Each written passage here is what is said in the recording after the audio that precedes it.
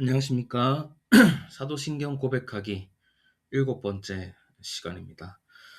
강의 시작하기 전에 말씀드릴 게 하나 있는데, 지난주에 어, 강의 안에 QR코드가 잘못 나가서 6과가 나가야 되는데 5과가 나갔습니다. 제가 이틀 뒤에 확인을 해서 QR코드를 문자로 강의 들으시는 분들 따로 보내드렸는데요. 그래도 그 문자를 못 보신 분들, 바쁘신 분들 중에 못 보신 분들 계실 것 같아서 제가 이번에 강의 나갈 때는 6과와 7과를 제가 동시에 이렇게 양면에 인쇄해서 이제 보내드리겠습니다. 그래서 6과 하신 분들은 음, 제가 문자 보내드린 거 보고 참고해서 뭐 하신 분들은 안 하셔도 되고요. 못 하신 분들은 이제 죄송하지만 이번 주엔 6과와 7과 동시에 해가지고 이렇게 보내주시면 좋을 것 같습니다. 네, 그러면 7과 강의 시작하도록 하겠습니다. 오늘은 예수님께서 죽으시고 장사되신 것에 대해서 이야기하겠습니다. 우리가 읽는 그 사도신경 순서에는 본디오 빌라도에게 고난을 받아 십자가 못 박혀 죽으시고 하고, 이제 그 다음 줄에 장사된 지 사흘 만에 죽은 자 이거잖아요. 그런데 좀 자연스럽게 좀 풀기 위해서 이번 강의에서 자연스럽게 풀기 위해서 이제 죽으시고 장사된 지 이까지 한번 보도록 하겠습니다. 일단 예수님께서는 이제 죽음을 경험하셨습니다. 이 죽음에 대해서 한번 알아보도록 할 텐데요. 죽음이 이 세상에 왜 들어왔느냐? 네, 잘 아시는 것처럼 죽음은 죄 때문에 들어왔습니다. 하나님께서 아담과 하와에게 선악을 알게 하는 나무의 과실을 먹지 말라고 하시고, 먹으면 어떻게 된다고 말씀하셨습니까? 네, 죽는다고 말씀하셨습니다. 그래서 실제로 선악과를 범한 후에 사람은 죽음을 피할 수 없는 존재가 되어버렸습니다. 하나님과 멀어지는 측면에서 이제 이 하나님과 관계적인 측면에서 죽음을 경험하고요. 또 의학적인 생물학적인 차원에서도 이제 또 죽음을 경험하죠. 또 어떤 의미의 죽음을 경험합니까? 우리가 육신이 죽고 나서 영혼이 어디로 갑니까? 네, 멸망하게 되는, 지옥으로 가게 되는 그런 죽음을 경험하게 됩니다. 이 죽음을 해결할 수 있는 방법은 무엇입니까? 이 죽음을 해결할 수 있는 방법은 어, 아이러니하게도 죽음을 해결할 수 있는 방법은 죽음밖에 없습니다. 구약 시대에는 하나님께서 하나님의 백성들의 그 죄, 죽음을 가져오는 그 죄를 해결하기 위해서 무엇을 죽여서 제사를 지내라고 했습니까?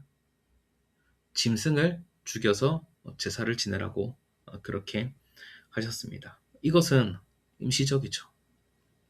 그러면 짐승 말고 사람이 사람을 대신해서 죽으면 이게 뭐 영원히 해결될까? 뭐 이런 생각할 수 있는데 뭐 아니죠. 모든 사람은 어차피 자기가 자신의 죽음으로써 값을 치러야 되기 때문에 다른 사람을 위해서 죽을 수 없습니다. 모든 사람은 자기 죽음에 대해서 다 자멸적이죠. 뭐 표현이 좀 어려우면 어차피 이거 빈칸 채워넣기는 아니라서 긴장하지 않으셔도 됩니다. 그러면 죽음을 해결할 수 있는 건 죽음인데, 그럼 무엇이 죽어야, 혹은 어떤 분이 죽어야 이 죽음을 해결할 수 있느냐? 영원히 해결할 수 있느냐? 바로 예수님께서 죽으셔야 우리의 죽음의 문제를 영원토록 해결하실 수 있습니다. 그래서 제가 괄호 2번에 보시면 예수님의 죽음은 완성적인 죽음이라고 한 표현이 바로 이겁니다. 그럼 예수님께서 우리 죄를 해결하시기 위해서 죽음으로써 죽음을 이제 해결하셔야 되는데, 죽음으로써 죽음을 해결하셔야 되는 예수님 당사자께서는 무덤덤하셨을까요? 이 죽음에 대해서? 예수님께서 뭐 하나님이시고 뭐 능력 있으시고 우리 사랑하시니까 뭐 무덤덤하겠을 것이다, 이렇게 뭐 생각할 수는 있겠지만 성경을 읽어보면 전혀 그렇지 않습니다. 예수님께서 돌아가시기 전날에 굉장히 고뇌하셨습니다. 이렇게 기도하셨습니다. 이 잔을 내게서 가능하시면 옮겨주십시오. 라고 기도할 정도로 예수님은 이 죽음을 경험하는 것에 대해서 결코 무덤덤하지 않으셨습니다. 고통스러워하셨고 힘들어하셨고 피하고 싶다라고까지 이렇게 하나님께 기도를 했습니다. 이 죽음의 권세, 굉장히 이제 무겁다라는 것을 우리가 알 수 있습니다. 그럼에도 불구하고 예수님 어떻게 하셨습니까? 이 죽음을 받아들이셨죠. 십자가 죽음을. 우리를 죽음의 권세에서 구원하기 위해 죽음을 경험하셨습니다. 십자가에서 처형되실 뿐만 아니라 십자가에서 매달리실 뿐만 아니라 똑같이 사람이 이제 죽으면 이제 무덤에 들어가는 것, 그 죽음을 똑같이 경험하셨습니다.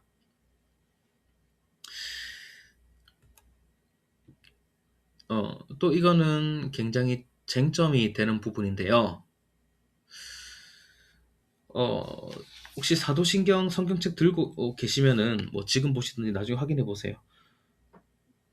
커버 앞쪽에 보면은 장사된 지 사흘 만에 죽은 자 가운데서 이렇게 돼 있는데 이게 각주 2번 이런 식으로 돼 있고 장사되시어 지옥에 내려가신지 뭐 이렇게 각주로 붙여서 설명을 하고 있는 부분이 있습니다. 이 왜 그러냐면 영어로 된 사도신경이 읽으면 He descended into hell 이렇게 돼 있거든요.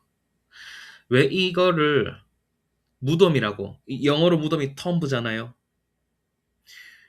이거를 왜 무덤이라고 안 하고 헬로 번역했냐면 뒤에 가로에 인페로스라고 돼 있는 게 라틴어인데 상소동신경이 맨 처음에 라틴어로 기록되었습니다.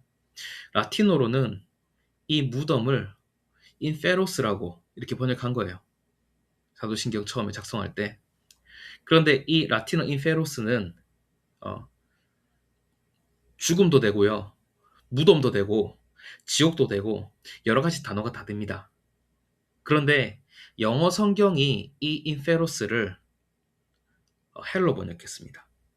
그러니까 옛날 성경에서 이 인페로스를 그러니까 이제 음부로 번역했죠. 요즘은 스올이라고 얘기하지만, 그래서 이 인페로스를 영어 성경의 헬로 번역하면서 우리 사도신경 각주에도 장사되시어 지옥에 내려가신지 이렇게 이제 각주를 붙여버리게 된 겁니다. 사실 더 정확하게 하려면 장사되시어 무덤에 내려가신지 3일 되었다. 이게 더 정확한 표현입니다. 무덤으로 번역한 게 더 자연스럽습니다. 사도신경 전체 구조상. 예수님께서 이미 이 죄와 사망의 권세를 십자가에서 그 고통을 당하셨는데 또 따로 이제 지옥으로 내려갈 필요가 없다. 이 얘기입니다. 그래서 성경에서 말하는 음부, 인페로스 이거는 히브리어로는 스올인데요. 죽음, 무덤, 지옥 여러 단어로 번역할 수 있습니다. 그래서 이것 때문에 사도신경을 이해하는데 오해가 생기기도 합니다. 사도신경에 왜 예수님이 지옥에 내려가셨다고 이렇게 적어놨을까? 이렇게 생각하면서 여러 가지 이론을 이제 추측하게 된 것이죠. 우리 장로교회가 우리 교회도 장로교죠. 대한예수교 장로회 소동산교회니까요. 장로교회가 성경을 읽을 때 이렇게 읽으시오라고 표준으로 제시한 문서가 웨스터민스터 신앙고백서, 대교리 문답, 소교리 문답 이렇거든요. 웨스터민스터 대교리 문답 50번에 보면 이 장사된 지 예수님께서 장사되셨다고 할 때, 음부에 내려가셨다고 할 때 이게 무슨 뜻이냐라고 했을 때 대답이 뭐냐면 이 음부에 내려갔다는 거는 인페로스로 내려갔다는 거는 죽은 자의 상태로 매장되신다는 거, 그냥 무덤에 들어갔다는 거다. 그래서 예수님께 사망의 힘에 눌러 계신 것이다.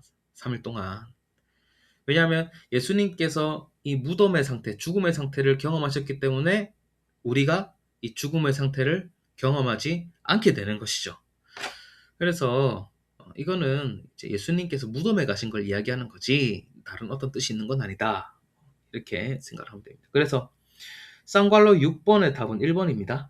제가 이거 직관적으로 딱 말씀드릴게요. 헷갈릴 수 있으니까. 그런데 예수님께서 음부에 내려가셨다. 영어로 번역했을 때는 뭐 지옥으로 내려가셨다. 이렇게 돼 있으니까 뭐 추측을 막 합니다. 학자들이. 그래서 어떤 의견이 있냐면요. 어, 예수님께서 이 죽음 이후에 지옥과도 같은 고통을 경험하셨기 때문에 지옥에 내려가셨다. 음부에 내려가셨다. 인페로스에 내려가셨다. 이렇게 말한 거다라고 하는데 아닙니다.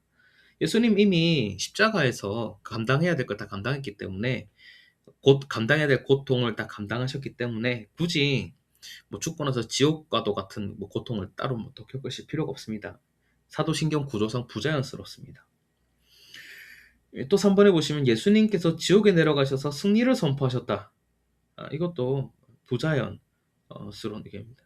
예수님께서 승리를 선포하신 건 언제입니까? 부활에서죠. 우리 또 다음번에 배울 텐데 부활이 승리를 선포한 것이 네, 그 예수님께서 돌아가신 상태에서 죽은 자의 상태에 있는데 그 죽은 자의 상태가 승리를 선포하는 것 아니에요.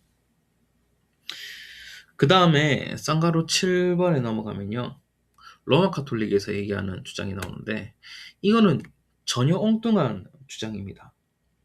로마 카톨릭에서는 예수님께서 죽으시고 그러니까 천국과 지옥 사이에 연옥이라는 공간이 있다. 이렇게 로마 카톨릭에서 믿거든요. 그러니까 우리가 볼 때는 전혀 말이 안 되는데 로마 카톨릭에서 어떻게 생각하느냐. 지옥에 가기는 좀 애매하고 지옥에 가기에는 이 사람 좀 착하게 살았는데 천국으로 보내기는 좀 안 될 것 같다는 사람을 연옥으로 보내서 그 영혼들이 연옥에서 이제 막 불로 이제 형벌을 받고 그 불로 인해서 이제 죄가 다 해결이 되면은 이제 그림에 나오죠. 천사가 이제 손잡고 가는 것처럼 이제 천국에 가게 된다.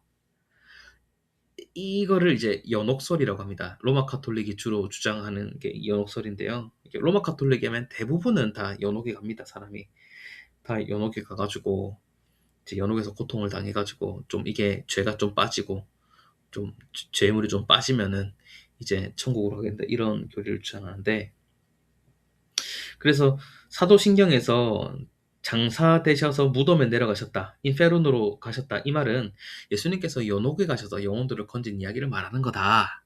뭐 이렇게 주장을 하는데 이거는 어느 성경을 보더라도 연옥에 대해서 유추할 수 있는 구절이 없습니다. 그래서 성경적인 주장이 아닙니다. 우리가 로마 카톨릭 교리를 딱 보면은 이 사람들이 헷갈려서 이거를 이렇게 주장할 수도 있겠구나 라는 것들이 한 번씩 있기는 합니다. 우리는 전혀 동의하진 않지만 있긴 하는데 연옥설은 진짜 완전히 어떤 성경에서도 유추가 불가능한 우리 입장에서는 굉장히 황당한 교리죠. 그래서 예수님께서 무덤에 내려가신 건 연옥에 가신 것이 아니다. 이렇게 우리가 주장하고 또 믿습니다. 연옥은 없는 것이고 성경적이지도 않습니다. 네, 사도신경 고백하기. 오늘은 좀 다소 칠가를 좀 짧게 끝냈습니다. 지난주에 제가 QR코드 이제 오류가 있어서 육과하셔야 될 분도 육과도 하셔야 되고 하실 것 같아서요. 네. 오늘은 예수님께서 십자가에 못 박히시고 무덤에 가셨다는 것 여기에 대해서 함께 나눠 보았습니다. 그래서 예수님께서 우리가 무덤을 경험하지 않기 위해서 무덤을 경험하신 것 이것을 믿고 또 살아가면서 많은 위로 은혜 받으시길 바랍니다. 네, 들으시느라 수고 많으셨습니다. 감사합니다.